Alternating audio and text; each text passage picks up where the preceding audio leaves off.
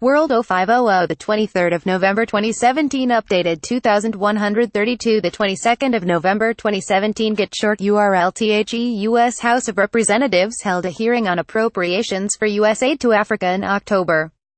Donald Trump administration requested $5.2 billion for Africa in fiscal 2018, which would be close to 35% less than in 2015. Of the total, $3.7 billion, or 70%, will be allocated to 10 countries in line with U.S. strategic interests including Kenya and Nigeria. The hearing reflected the focus and direction of Trump's African policy, as well as the discrepancy between the U.S. Congress and its Department of State, which exposed the political logic and moral risk of the U.S. foreign aid management structure. Cheryl Anderson, the acting assistant administrator at the U.S. Agency for International Development (USAID) for Africa, attended the hearing and mentioned the importance of supporting development in Africa.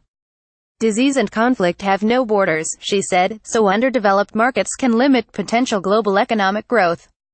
Supporting economic development in Africa not only creates jobs that increase economic growth and political stability in Africa, it also provides economic opportunities for U.S. companies and workers. There are 4 policy priorities for Trump administration when it comes to allocating Africa budget. First, advance U.S. national security interests in Africa through programs that support partners fighting against terrorism, advance peace and security, and promote good governance. Second, ensure programming asserts U.S. leadership and influence in the continent. Third, design programs that foster economic opportunities and spur mutually beneficial trade and investment arrangements for the American people and African partners. Fourth, focus on efficiency, effectiveness, and accountability to the American taxpayers. The budget cut is a compromise between maintaining U.S. strategic goals and promoting efficient spending. According to Donald Yamamoto, the acting Assistant Secretary of State for African Affairs, Africa is emerging, which forms the foundation of U.S.-Africa relations.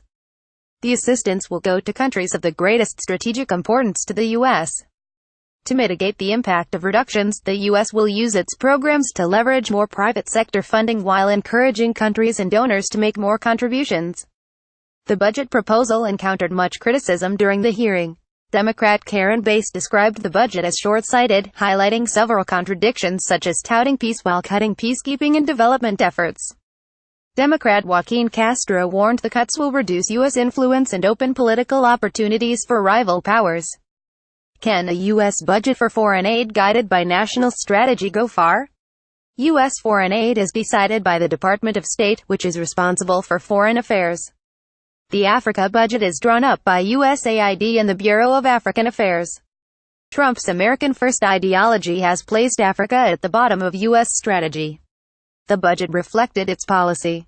U.S. foreign policy is influenced by pragmatism. Development issues have become important topics of global governance, so a depoliticization trend is inevitable.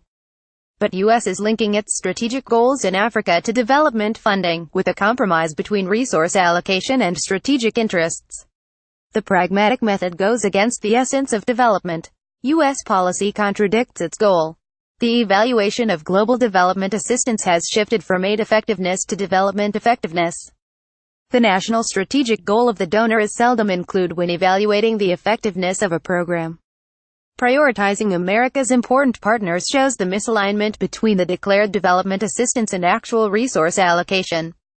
Leave the development issue to the market. With geopolitical thinking, the U.S. focuses more on its business interests in Africa. As a result, the Trump administration is trying to leverage more private investment through public-private partnerships, generating economic opportunities for U.S. companies. But development assistance is meant to provide public goods that support the development of recipient countries. This means large investments and long payback periods. Whether this is compatible with business motives is still unclear. This article, written by Song Wei, an associate research fellow at the Chinese Academy of International Trade and Economic Cooperation, was originally published in the Global Times.